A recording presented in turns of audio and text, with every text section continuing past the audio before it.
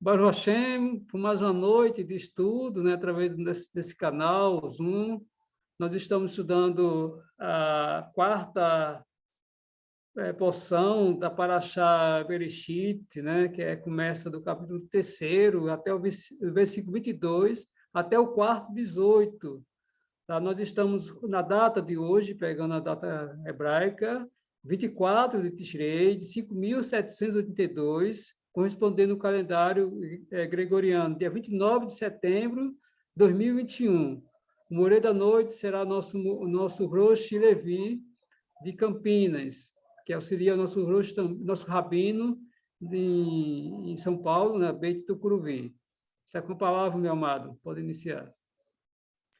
Olá, shalom, shalom a todos os nossos internautas, nossos irmãos que estão aí nessa live do Zoom junto conosco. É um prazer estar com vocês, sempre é um prazer. Hoje eu estou ainda aqui no serviço, né? Aí quando eu abri o nosso WhatsApp aqui, eu vi, aí eu falei, deixa eu ligar para o Orochi, saber se já tem alguém para fazer o serviço de hoje ou não, a explanação de hoje ou não. Aí não tinha ainda, eu falei, então tá, vamos ver se eu consigo trazer alguma coisa para a gente hoje, se Deus, pedir a Deus que nos dá alguma direção e a gente trazer alguma palavra aí para os irmãos. E porque daí eu comecei a ler, falei, então essa paraxá não é muito bicho de sete cabeças não, ela é uma paraxá até tranquila da gente falar um pouco sobre ela. Aí disse para ele que hoje vocês não vão ter uma explanação aí de 15, 20, 30 minutos, não, vai ser coisinha pouca, tá bom? Mas eu espero que nessas poucas palavras a gente possa aprender alguma coisa, ok? A nossa paraxá, nós estamos na quarta aliá, paraxá Bereshit, paraxá Bereshit, no princípio.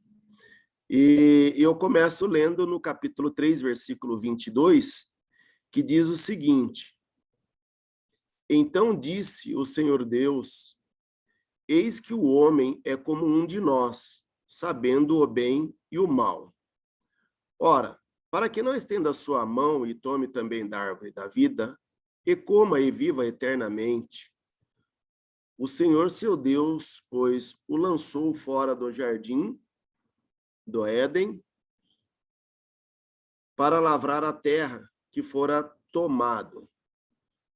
Havendo lançado fora o homem, os querubins ao oriente do jardim do Éden, e uma espada inflamada que andava ao redor, para guardar o caminho da árvore da vida. E conheceu Adão a Rava, sua mulher, e ela concebeu e deu à luz a Caim, e disse, alcancei do Senhor um homem, e deu à luz mais a seu irmão Abel. Abel foi o pastor de ovelhas, e Caim foi lavrador da terra. Aconteceu ao cabo de dias que Caim trouxe do fruto da terra uma oferenda ao Senhor, e Abel também trouxe dos primogênitos das suas ovelhas e da sua gordura, e atentou o Senhor para Abel e para a sua oferta. Mas para Caim e para a sua oferta não atentou. E irou-se Caim fortemente, e descaiu-lhe o semblante. E o Senhor disse a Caim, por que te iraste? E por que descaiu o teu semblante? Se bem fizeres, não é certo que serás aceito? E se não fizeres bem, o pecado jaz à porta, e sobre ti será o seu desejo, mas sobre ele deves dominar. E falou Caim com o seu irmão Abel, e sucedeu que, estando eles no campo, se levantou Caim contra o seu irmão Abel e o matou. E disse o Senhor a Caim, onde está Abel, teu irmão? E ele disse, não sei, sou eu o guardador do meu irmão? E disse Deus, que fizeste? A voz do sangue do teu irmão clama a mim desde a terra. E agora maldito és tu desde a terra que abriu a sua boca para receber da tua mão o sangue do teu irmão. Quando lavrares a terra, não te dará mais a sua força. Fugitivo e vagabundo serás na terra. Então disse Caim ao Senhor, é maior a minha maldade que a que possa ser perdoada. É maior a minha maldade que a que possa ser perdoada. Eis que hoje me lanças da face da terra, e da tua face me esconderei, e serei fugitivo e vagabundo na terra. E será que todo aquele que me achar me matará? O Senhor, porém, disse-lhe: portanto, qualquer que matar a Caim, 7 vezes será castigado. E pôs o Senhor um sinal em Caim, para que o não ferisse qualquer que o achasse. E saiu Caim de diante da face do Senhor, e habitou na terra de Nod, do lado oriental do Éden. E conheceu Caim a sua mulher, e ela concebeu e deu à luz a Enoque, e ele edificou uma cidade e chamou o nome da cidade conforme o nome de seu filho Enoque. E a Enoque nasceu Irade, e Irade gerou a Meujael, e Meujael gerou a Metusael, e Metusael gerou a Lameque, e Ada deu à luz a Jabal. Este foi o pai dos que habitam em tendas e têm gado. Esses são os que habitam em tendas e têm gado, em Sucote e têm gado. Interessante, né? A gente acabou de falar aí da festa de Sucote, né? Acabamos a nossa festa de Sucote, terminamos a festa de Sucote. E agora aqui uma coisa interessante que eu nem tinha me atentado. Dos que habitam em Sucote, em tendas e tem gado. Tem mais as tribos, os índios também habitam em tendas, né? Em cabanas. E tem os nômades do deserto, que a gente chama bastante de ciganos, que também habitam em cabanas, né? Habitam em tendas. Agora, a tenda que foi feita, a tenda que nós fazemos, ela é especial, porque na nossa tenda existe Deus, né? Existe o Ser Supremo está lá. Gente, capítulo 3, versículo 22, que diz: então disse o Senhor Deus, eis que o homem é como um de nós. Para a gente entender aqui, a gente teria que voltar para os versículos anteriores, né? Nós teríamos que voltar para os versículos anteriores e entender por que disse Deus, eis que o homem é como um de nós, sabendo o bem e o mal.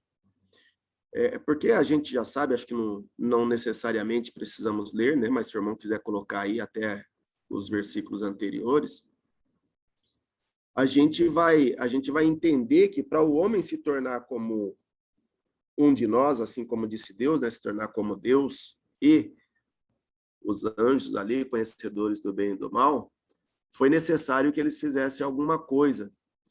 E o que eles fizeram foi exatamente aquilo que Deus disse para que não fizessem, que foi comer a árvore do conhecimento.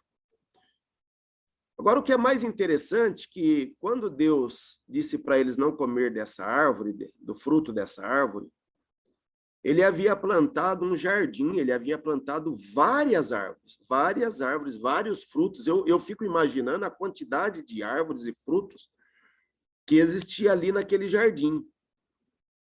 E Deus deu uma ordem para não comer de uma, e exatamente essa que o homem foi comer. E eu fico imaginando o seguinte: por que que o homem é um ser inteligente, mas por que que o homem não usou a sua inteligência e não comeu do fruto de uma árvore que também estava ali no jardim, é a árvore da vida? Por que que o homem não comeu da árvore da vida? Ele foi comer da outra, que disse que morreria. O dia que você comer, certamente morrerás. A outra, você vê que quando eles comeram dessa árvore do conhecimento do bem e do mal, Deus fechou, Deus anulou o caminho para a outra árvore que era da vida. Então, não era bem melhor ter comido a árvore da vida e viver? É por isso que tem um versículo que diz que o homem é mau desde a sua meninice, né? O homem peca desde a sua meninice, ele é mau. porque ele não conseguiu ali. Eu fico assim, é que nós já somos conhecedores do bem e do mal, né? E no caso ali, eles não eram conhecedores do bem e do mal. E eles tiveram essa vontade, esse desejo de comer deste fruto. Eu acredito que se eles já tivessem esse conhecimento, com toda certeza, eles não iam optar por essa árvore, eles iam optar pela árvore da vida. Eles iam optar pela árvore da vida. Agora, o que dá para a gente analisar nos nossos dias de hoje é que muitas pessoas ainda estão como Adão e Rava, sem enxergar que a árvore da vida está posta, que a vida está posta no nosso meio. E as pessoas não buscam a vida, mesmo no mundo dos religiosos, daqueles que andam com a Bíblia, porque a palavra de Deus diz assim, o próprio Eterno falou que a minha palavra, ela não está longe de vocês, ela nem está em cima nos céus, nem lá nas profundezas embaixo da terra, ou seja, ela não está fora do alcance. É como se eu quando eu olho a Torá, assim, eu olhando agora, assim, como se eu estivesse vendo a Torá, é como se eu estivesse olhando para a árvore da vida, porque a Torá é vida para os que nela se apegam. É vida para os que nela se apegam. E por que o homem não correu para aquele lugar, não foi pegar aquele fruto, ele foi escolher justo o fruto que traria para ele consequências ruins? Agora, se a gente fizer uma correlação com esse versículo aqui, 22, que diz que o homem se tornou como um de nós, conhecedor do bem e do mal, e nós formos lá para aquela paraxá dos espias, daqueles 12 espias que foram visitar a terra lá, espiar a terra, quando eles voltaram, depois eles disseram assim, Deus vai castigar. Eu estou falando com as minhas palavras aqui, tá, irmão? Que é como eu falei por Oxiósef. Hoje aqui eu estou até sem Bíblia, estou sem nada. Que eu estava sem nada aqui. Normalmente, quando eu estou com outro carro, tem as coisas tudo dentro, mas a minha esposa foi com outro carro embora e eu estou com outro aqui que eu não tenho nada, que é mesmo do arado. A Bíblia está em sua cabeça, está em sua mente, meu irmão. Fica à vontade. Vamos lá. Então, obrigado. Tem esse versículo lá dos espias que vai dizer assim, que Deus vai falar assim, os vossos filhos, que vocês dizem que serão castigados, aqui tal, eles entrarão na terra. Aí depois, quando a gente chega em Devarim, que Moshe está conversando com o povo ali, está novamente falando agora, ele está falando exatamente com aqueles meninos, com aqueles que eram meninos que estavam ali na época chorando, que os seus pais os fizeram chorar, né? Eles plantearam a noite toda. Estava dizendo para eles que eles iriam entrar na terra e estava aconselhando eles o que fazer quando entrasse na terra, né? Para que eles pudessem viver bem. E esses meninos são aqueles que Deus disse assim, aqueles que não conheceram nem o bem e o mal, esses entrarão na terra. Então você veja que quem entrou na terra prometida foram aqueles que não tinham conhecimento nem do bem nem do mal, eram crianças, eram bebês, eram meninos que ainda não sabiam discernir entre o certo e o errado, e foram eles que entraram na terra. Aí, quando a gente vai lá para Brit Hadashah e ouve as palavras do mestre Yeshua, que ele diz que aquele que não se tornar como um desses pequeninos, como dessas crianças, não herdará o reino dos céus. Não herdará o reino. Então, o que a gente tem que analisar aqui? Que nós precisamos nos tornar como uma criança. Mas como é que se torna como uma criança? Veja que, nessa mesma leitura que a gente fez aqui, foi dito para Caim, quer ver? Deixa eu ver se eu acho o versículo aqui.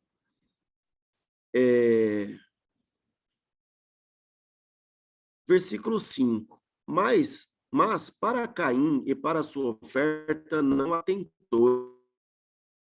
E o semblante, versículo 6. O Senhor disse a Caim, por que iraste? Caiu o teu semblante. Se bem fizeres, não é certo que serás aceito? E se não fizeres bem, o pecado jaz à porta, e sobre ti será o seu desejo, mas sobre ele deves dominar.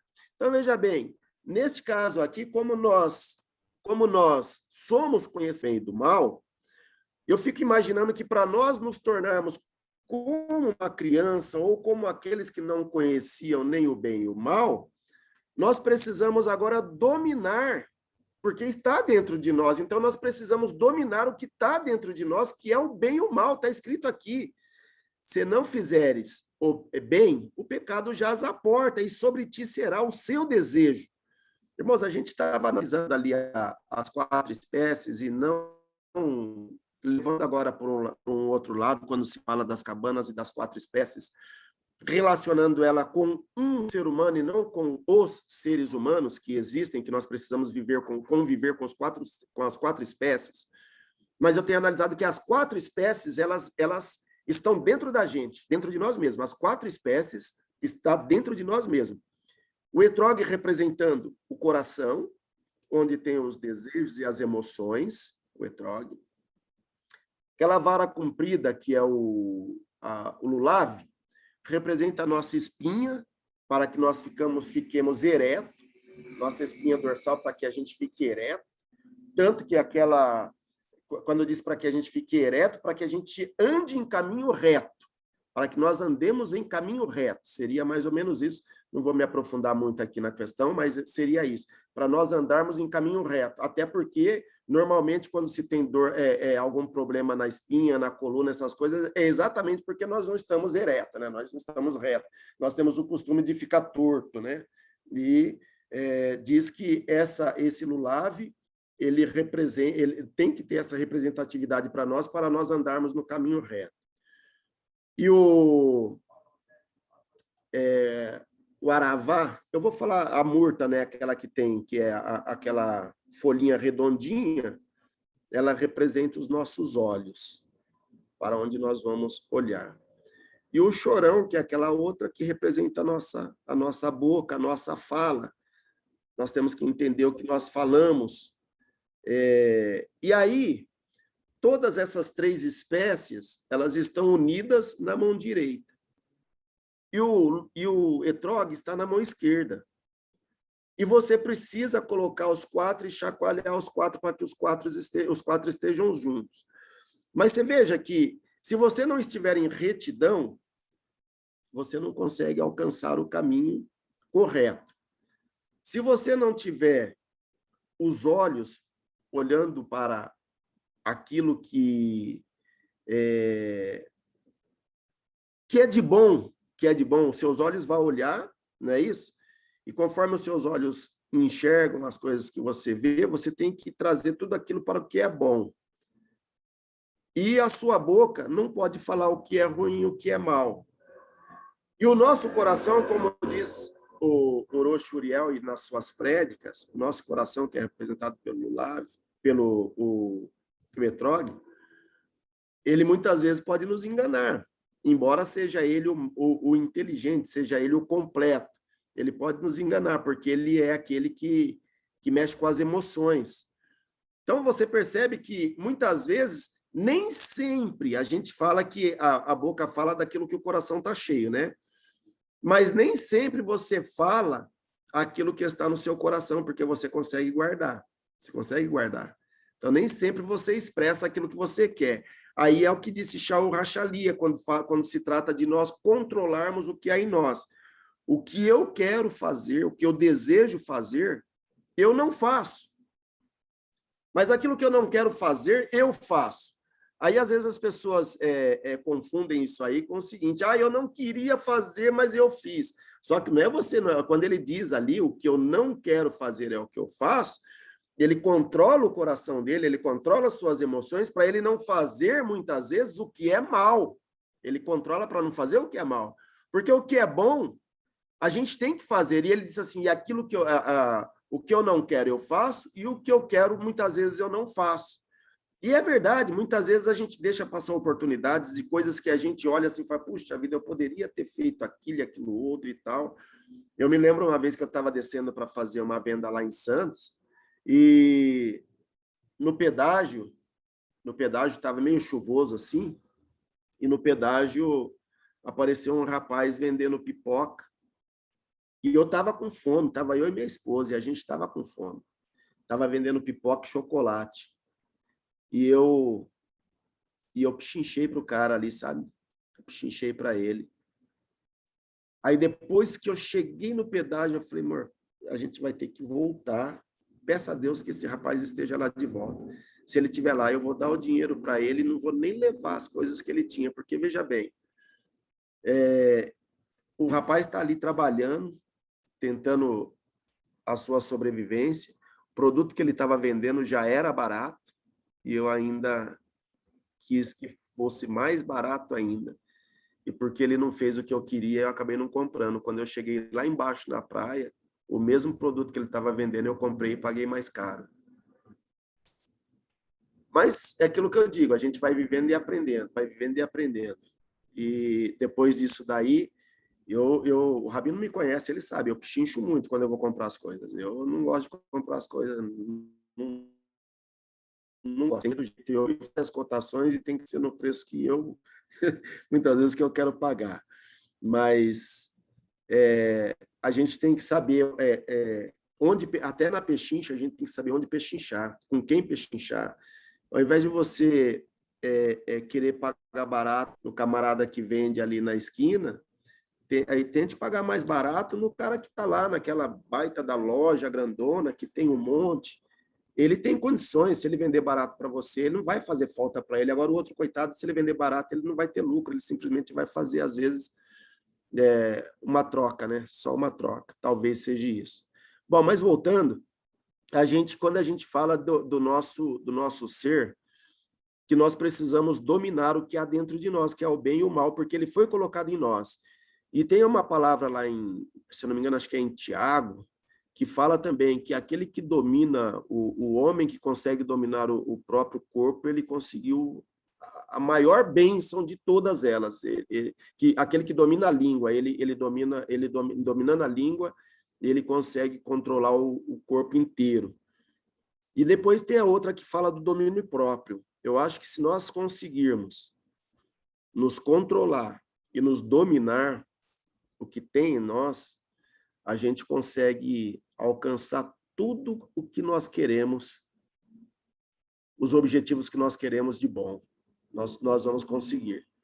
Porque eu acho que esse é um dos maiores dons que Deus pode dar para o homem, que é o domínio de si mesmo. E às vezes a gente quer dominar os outros. Muitas vezes a gente quer dominar as outras pessoas. Nós queremos dominar, nós somos assim. E infelizmente isso é uma característica do homem, desde lá dos tempos de Nimrod, né? O dominador. A gente tem esse desejo de dominar sobre as pessoas, mas a gente não consegue muitas vezes dominar nós mesmos. Por que você precisa controlar o outro se você não domina você mesmo? Teve um sábio, certa vez, que ele queria mudar o mundo, ele queria transformar o mundo, ele queria mudar o mundo.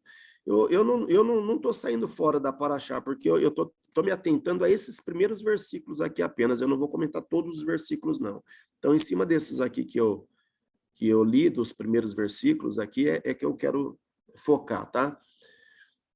Que é a respeito exatamente disso que fala do domínio de nós mesmos aqui. Se você conseguisse dominar você mesmo, o pecado já as aporta. Se você tiver domínio, o pecado não entra. Se você tiver domínio sobre você, o pecado não vai entrar em você. E não entrando o pecado em nós, com toda certeza é aquilo que a gente falava na nossa festa de Shavuot, de Sukkot, né? Se a gente tiver domínio sobre o corpo que nós temos, sobre o nosso templo, que é a cabana que Deus vai introduzir, que Deus coloca a sua Torá. Ela vai estar aqui dentro de nós e nós vamos conseguir ser guiados por ele. Então, esse sábio diz que ele queria dominar o mundo todo, queria mudar o mundo, aperfeiçoar o mundo. E ele tentou por várias vezes, não conseguiu. Depois ele começou somente na sua comunidade, tentando mudar a sua própria comunidade. Também não conseguiu. Ele falava, o mundo não muda, o mundo está de cabeça para baixo, não conseguia mudar o mundo. Daí depois ele tentou mudar a sua família, fazer com que a sua própria família mudasse, que ela se tornasse diferente. Não conseguiu. Até o ponto que ele falou, não, eu vou mudar a mim mesmo. Quando ele conseguiu mudar ele mesmo, ele conseguiu tudo que ele queria. Quando ele mudou ele mesmo, ele enxergou o mundo de outra forma, ele enxergou o mundo de outra maneira, ele enxergou o mundo totalmente da forma como ele queria que fosse. Mas ele mudou a si mesmo. Então, quando ele conseguiu dominar ele mesmo, ele enxergou o mundo de forma diferente. Então, o que nós precisamos? Dominar a nós mesmos, porque está escrito, o pecado jaz à porta. O pecado não está dentro de nós, está à porta. Então, se nós fizermos o bem, com toda certeza, o pecado não entrará. Mas, como disse aqui, o versículo, se fizeres, deixa eu ver se eu acho aqui.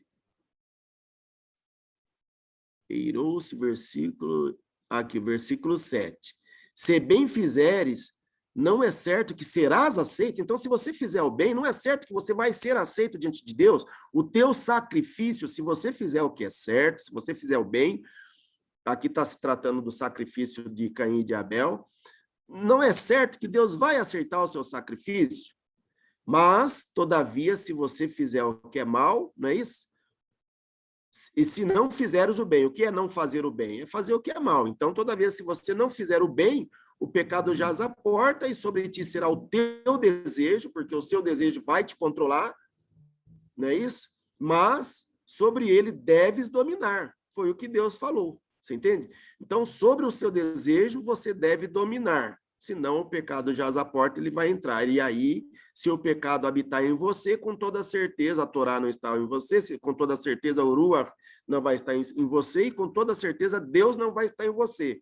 E a vida será muito mais difícil para você. E muito mais ainda, porque esse Éden, onde estavam nossos pais, você jamais viverá, você jamais conhecerá, você não conhecerá.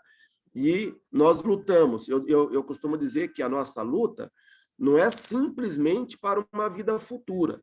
A nossa luta tem que ser exatamente para os dias de hoje, porque eu quero viver bem hoje. Na realidade, dizem que o que nós fazemos hoje é justamente como se diz, é uma experiência para ver se nós estaremos aptos para o mundo futuro, né? Para o mundo vindouro. Acho que tem alguém levantando a mão aí, não tem? O Biratã? Tem não, Luiz. Ah, não, então tá. Então, na realidade, o que nós estamos fazendo aqui é um teste para ver se nós seremos capazes, se nós estaremos aptos para viver no mundo vindouro, no mundo futuro. Então, nós temos que pensar nós temos que trazer o futuro para o agora. A vida boa, a vida maravilhosa, a vida que a gente almeja alcançar, a vida que a gente almeja ter, nós precisamos pelo menos tentar viver ela agora. Pelo menos tentar. Por quê? Porque nós estaremos aptos para vivê-la futuramente, que é a vida eterna, que é a vida no mundo vindouro, quando o Mashiach voltar, quando o Mashiach estiver conosco. Tá certo? Então, irmãos, é esse daí o recado que eu queria dar para vocês, para que nós possamos ter o controle sobre nós, para que a gente possa ter inteligência. Porque assim como Deus colocou lá no Éden todas as árvores, e uma árvore, ele disse, se você comer certamente morrerá, cá na frente depois, ele também trouxe para nós e colocou na nossa frente, está na nossa frente, tanto que a gente lê isso. Eis que hoje coloco diante de vós a bênção e a maldição. A bênção para que viva e a maldição para que morra. A bênção você vai viver e a maldição você vai morrer. Escolha. Agora, nós temos um exemplo. Nós hoje temos um exemplo de Eva e Adão, de Adão e Eva. Nós temos o exemplo deles, que fizeram uma má escolha. Vamos nós cair no mesmo erro? Vamos nós cair no mesmo erro? Tem a bênção, que é a vida, que é o acesso. Nós temos hoje, Baruch Hashem, que Deus abriu de novo o acesso à vida. A vida eterna. Ele abriu esse acesso. Tanto que quando Moisés vai tirar o povo, ele diz assim para Deus, mas Senhor, se tu me mostra o caminho. Ele falou assim, mas então, Deus, me mostra o caminho. E depois ele diz assim, se tu não fores conosco, certamente nós nos teremos diferenciado dos outros povos. A diferença não está em o Senhor andar conosco. E aí ele diz, mostra-nos o caminho. E qual é o caminho, irmãos? O próprio Yeshua disse, eu sou o caminho, a verdade e a vida. Ninguém chega, ninguém vai a Deus, senão por ele. E por outro lado, Yeshua é a Torá viva. Eu até falei lá ontem com o Rabino, quando a gente viu, abrimos o Aron HaKodesh, estava a haste lá da Torá, mas o rolo, o pergaminho não estava lá. Então eu falei assim, mataram, né? Esconderam, tiraram. É como se a gente visse Roma escondendo o nosso Mashiach e deixando só os paus. Escondeu o nosso Messias, tiraram o nosso Messias, deixaram só a haste ali. Por quê? Porque o Messias é a Torá viva. Então a haste estava lá e a Torá não estava. Então é como se eles tivessem matado ou escondido o nosso Messias para que não víssemos o nosso Messias, né? Estirando o caminho, porque o fato de ter escondido o verdadeiro Messias dos povos, inclusive do nosso próprio povo, das nações e do nosso próprio povo, que as nações não conhecem o Messias. Infelizmente, não conhecem o Messias. E os nossos irmãos que estão endurecidos também não conhecem o Messias. Por quê? Porque o caminho está fechado para eles, eles não conseguem ver. Mas é como disse, eles não conseguem ver porque foi o próprio Deus quem disse, né, que endureceria o coração deles, né, para que eles não entendessem, ouvissem com os ouvidos e não entendessem, olhassem com os olhos e não vissem. Mas o caminho está aberto. Então, nós precisamos, nós que temos esse conhecimento, nós precisamos anunciar esse Messias, esse verdadeiro Messias, que eu falo assim, eu às vezes não fico indignado porque as pessoas não sabem quem ele é. Porque eu tenho falado para o Rabino, o que acontece é o seguinte, o inimigo ele é tão sujo, mas ele é tão sujo, que ele confunde a mente do Goi com o Messias falso, e confunde a mente dos nossos irmãos para não entenderem quem é o Messias. Eles sabem até, na verdade, eles sabem quem é Yeshua, que Yeshua não é o mesmo anunciado pelas nações. Ele sabe que é um judeu, que foi um judeu, embora ele disse que esse judeu, Yeshua, fundou a sua própria religião, quando, na verdade, ele não fez isso. Ele só mandou, ele só disse que nós não ficaríamos órfãos e que ele mandaria o Consolador, e o Consolador veio, e é exatamente por causa desse Consolador que nós temos o conhecimento dele e da Torá e dos caminhos de Deus, que é o caminho que nós queremos seguir, é o caminho que Deus colocou. Nós sabemos que através desse caminho nós temos acesso ao eterno nosso Deus, e teremos também, através desse caminho, nós teremos acesso ao mundo vindouro. Deus nos abençoe e que a gente consiga ter algum aprendizado dessas palavras. Shalom a todos aí.